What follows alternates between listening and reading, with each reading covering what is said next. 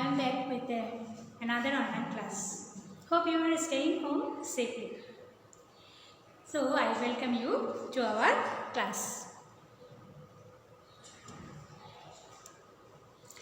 I am Subarna De, Assistant Teacher of Shahabamukhi High School. Today's online session is for class 9 and 10. Subject English second paper. Topic Rules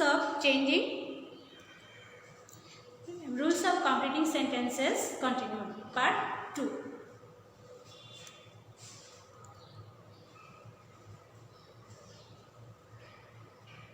First rule. When অর্থ যখন তখন structure দেখি when plus subordinate clause plus comma plus principal clause তাহলে when plus subordinate clause তাহলে subordinate clauseটা কি subordinate clause হচ্ছে যে clause principal clause-এর সাহায্য ছাড়া একাকী কোনো অর্থ প্রকাশ করতে পারে না সাবঅর্ডিনেট মানে হচ্ছে অধীনস্থ আর ক্লজ হচ্ছে বাক্যাংশ তাহলে সাবঅর্ডিনেট ক্লজ হচ্ছে প্রিন্সিপাল ক্লজের অধীনস্থ একটি বাক্যাংশ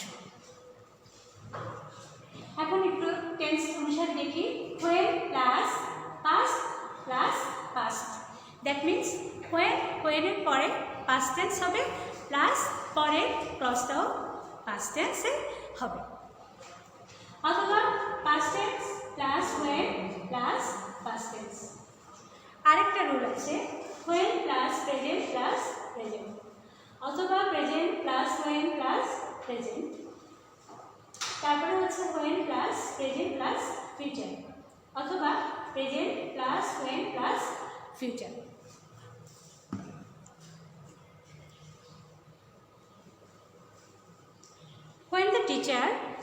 when the teacher entered the class, the students stood up.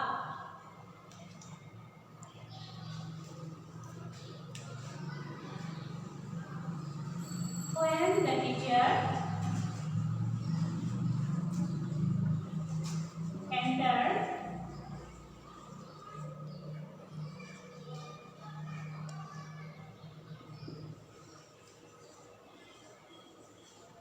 into the class,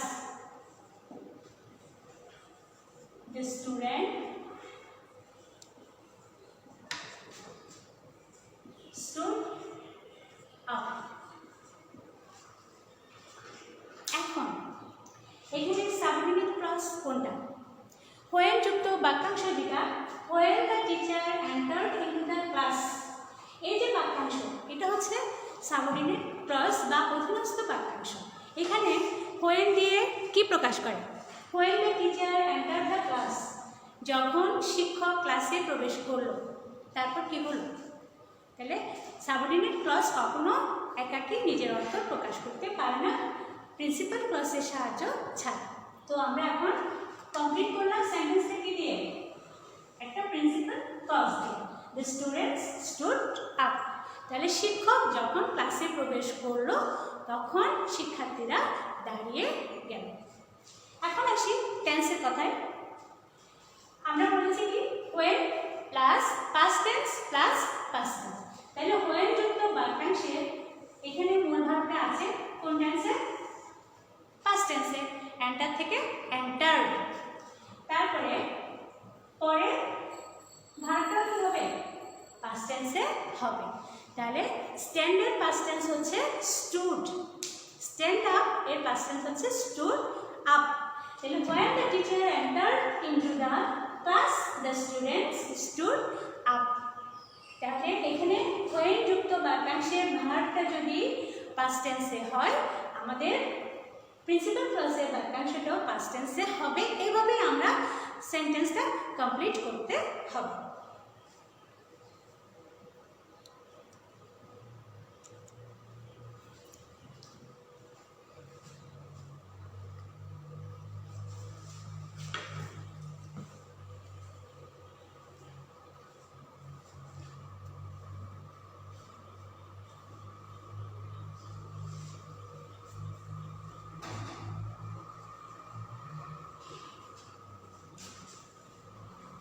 আচ্ছা, এখন আরেকটা উদাহরণ আমরা দেখব। When you have succeeded in your life, your parents will be happy. তাহলে এটা কোন নিয়ম করে? এটা হচ্ছে when plus present plus future. তাহলে এইভাবেই আমরা কি করতে পারবো? সেন্টেন্সগুলো কমপ্লিট করতে পারবো। এখানে মেইন হচ্ছে টেন্সটা। টেন্সের ব্যাপারটা যদি আমরা মনে রাখতে পারি তাহলে যে কোনো সেন্টেন্স আমরা কমপ্লিট করতে পারব। তারপর হচ্ছে when I went out he came in, এটাও প্রথম এক্সাম্পলটার মতোই। এখানে when এর পরে ভার্বটা পাস্ট টেন্স, পরে ভার্বটাও কি হয়েছে? পাস্ট টেন্সে হয়েছে। তো আমাদের নিয়মটা কি? when এর পরে পাস্ট টেন্স, তাহলে প্রিন্সিপাল ক্লজের ভার্বটা পাস্ট টেন্স। তারপরে when এর সাথে যদি ভার্ব প্রেজেন্ট টেন্সে থাকে পরের ভার্বটা প্রেজেন্ট টেন্সে দিতে হবে, অথবা when এর পর ভার্ব যদি প্রেজেন্ট টেন্সে থাকে পরের ভার্বটা আমরা ফিউচার টেন্সেও দিতে পারব। নেক্সট রুলে যাই।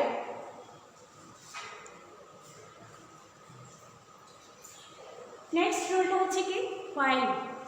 while অর্থ হচ্ছে যখন বা তখন কোনো কাজ চলাকালীন সময়ের মধ্যে। স্ট্রাকচার while প্লাস প্রেজেন্ট অথবা পাস্ট অথবা ফিউচার কন্টিনিউয়াস, প্লাস হবে পরের ক্লসে হবে, এখানে একটু কমা দেওয়া থাকবে, পরের ক্লসে হবে সিম্পল প্রেজেন্ট পাস্ট বা ফিউচার। তার মানে হচ্ছে প্রেজেন্ট ইনডিফিনিট টেন্স বা পাস্ট ইনডিফিনিট টেন্স বা ফিউচার ইনডিফিনিট টেন্স। পরের নিয়মটা হচ্ছে while plus simple present past অথবা ফিউচার প্লাস হচ্ছে সিম্পল প্রেজেন্ট পাস্ট ফিউচার।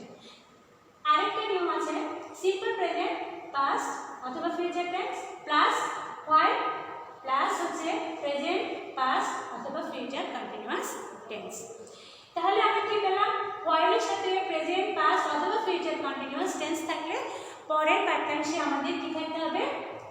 ওইটা প্রেজেন্ট পাস্ট অথবা ফিউচার টেন্সে সিম্পল হবে বা প্রেজেন্ট ইনডিফিনিট, পাস্ট ইনডিফিনিট বা ফিউচার ইনডিফিনিট যে কোনো একটা ব্যবহার করতে পারব। While I was walking in my garden, I saw a very nice bird. তো এখানে কি হলো? While I was walking, was এবং ভার্বের সাথে ing, that means past continuous. ওকে, তাহলে while I was walking in my garden, যখন আমি বাগানে হাঁটছিলাম, ওই কাজ চলাকালীন সময়ের মধ্যে কি হলো? I saw a very nice bird, আমি একটা সুন্দর পাখি দেখতে পেলাম। তো নিয়মটা এটা কোন এক নাম্বার নিয়মে পড়ে না? এর এক্সাম্পলটা while I was walking, তাহলে while প্লাস past continuous, তারপরে অংশটা হচ্ছে I saw a very nice bird, সেটা হচ্ছে কি সিম্পল past tense। তাহলে এদিকে past continuous ব্যবহার করলে পরের ক্লাসে আমরা সিম্পল past tense ব্যবহার করব।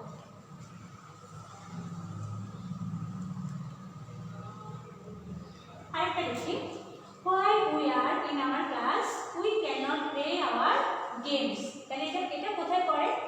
এটা হচ্ছে simple present past simple present past future plus simple present past future. তাহলে আমরা দ্বিতীয় নম্বরে এটাকে ফেলতে পারি।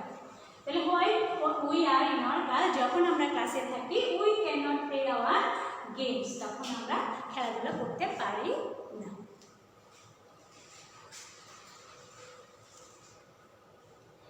Rule number 3। রুল নাম্বার 3 কি বোঝাচ্ছে? বিফোর অর্থ কি? আগে বা পূর্বে। স্ট্রাকচারটা কি? বিফোর দিয়ে সাধারণত একটি ঘটনা প্লাস বিফোর প্লাস অন্য একটি ঘটনা বসে।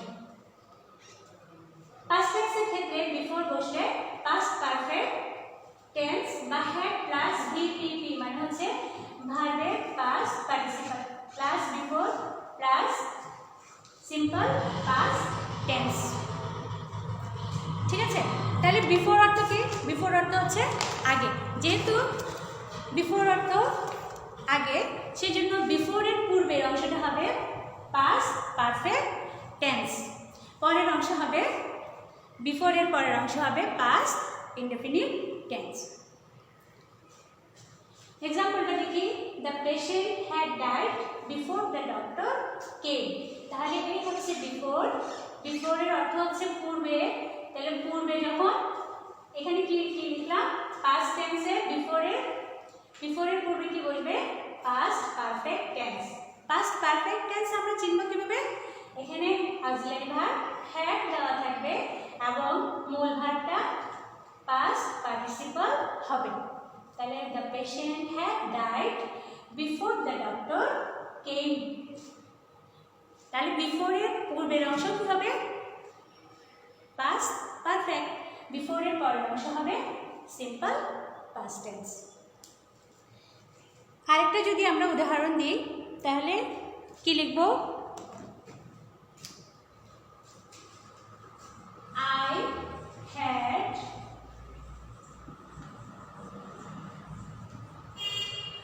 completed my work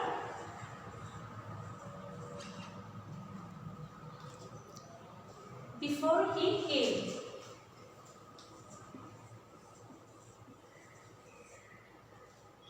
Before he came. তো এই এক্সাম্পলটা দেখে কি বুঝতে পারলাম, এখানে হচ্ছে বিফোরের পূর্বের অংশে বিফোরের আগে কি বলবে পাস্ট পারফেক্ট, পরের অংশ হবে সিম্পল পাস্ট। পাস্ট পারফেক্ট চিহ্ন কিভাবে, এখানে হ্যাড দেওয়া থাকবে, হ্যাড এবং মূল ভার্বের পাস্ট পার্টিসিপল, আর এটা হচ্ছে মূল ভার্বটা পাস্ট টেন্সে, এটা হচ্ছে সিম্পল পাস্ট।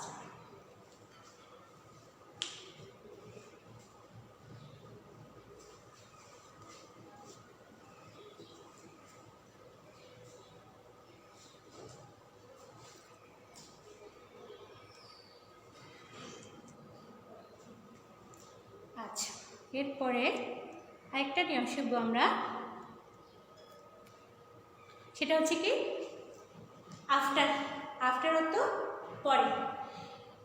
কিছুক্ষণ আগে শিখলাম কি বিফোর, বিফোর মানে হচ্ছে পূর্বে, এখন শিখবো আফটার, আফটার মানে হচ্ছে পরে।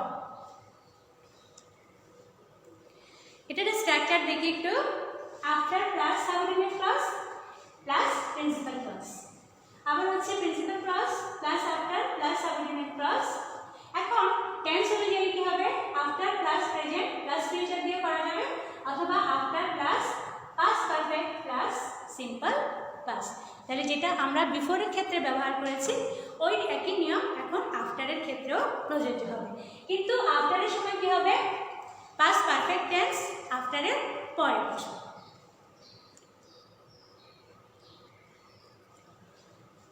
যেমন after the rain had stopped we went out. তাহলে এখানে আফটারের পরের বস্তুটি পাস্ট পারফেক্ট এবং তারপরে হচ্ছে উই ওয়েন্ট আউট, এখানে পরের ক্লজটাতে মূল ভার্বটা হবে simple past tense.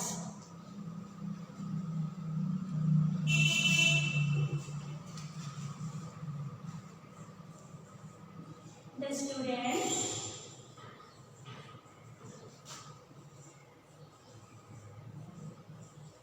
stood up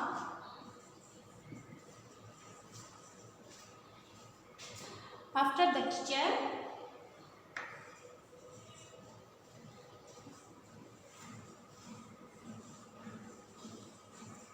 had entered the class.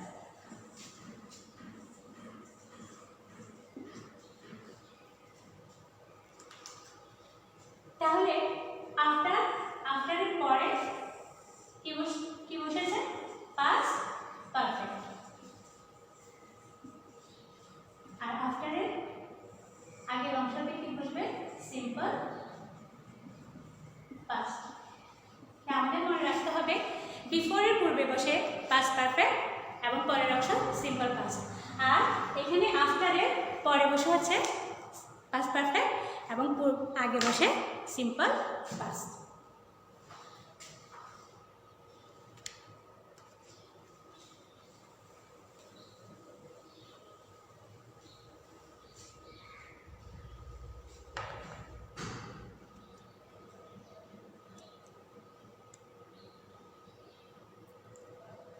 Rule 5 because as since, তিনটাই কি বোঝায়?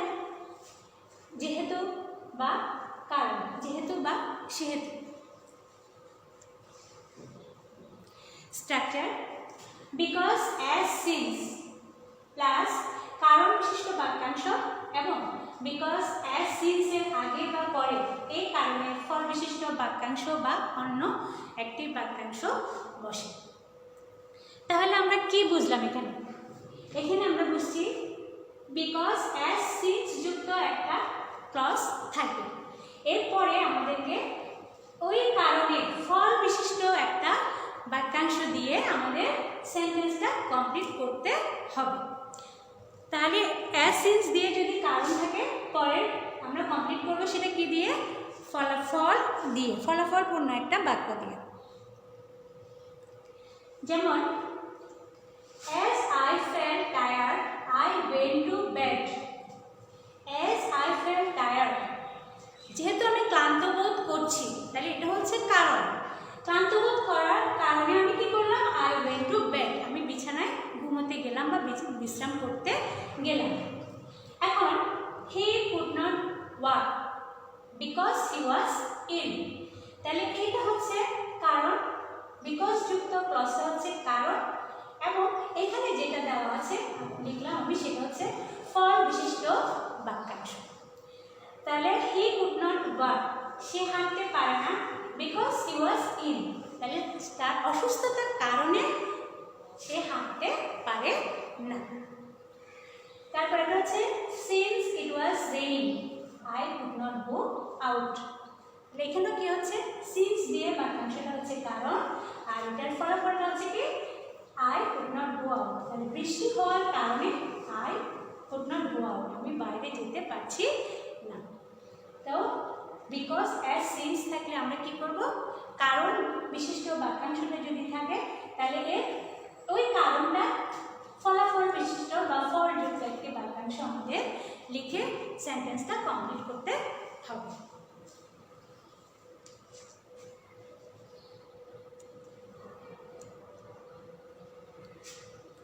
Dear students, it's very crucial and important rules. So please you follow the rules and carefully. And I have some home task for you.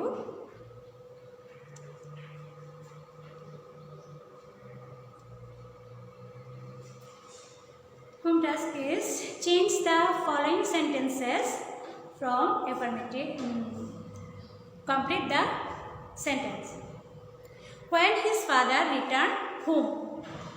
When his father returned home নিয়ে পরে কি হবে? এটা আমরা শিখলাম, ওই হিসাবে আমরা লিখতে হবে। তারপর while I was reading. While I was reading, পড়ার সময় আমি কোন কাজটা করলাম সেটা দিয়ে এখানে সেন্টেন্সটা কমপ্লিট করতে হবে।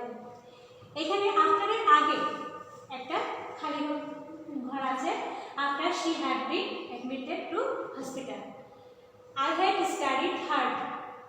I had studied hard. এটা দিয়ে কি হবে? এখানে কি বিফোর বসবে না আফটার বসবে সেটা বসিয়ে তোমাদেরকে এটা কমপ্লিট করতে হবে। As he was late. As he was late. দেরি করার কারণে কি হবে? ওই ফলাফলটা দিয়ে তোমাদের এই বাক্যাংশটা পূরণ করতে হবে। এইভাবে সেন্টেন্সগুলো কমপ্লিট করতে।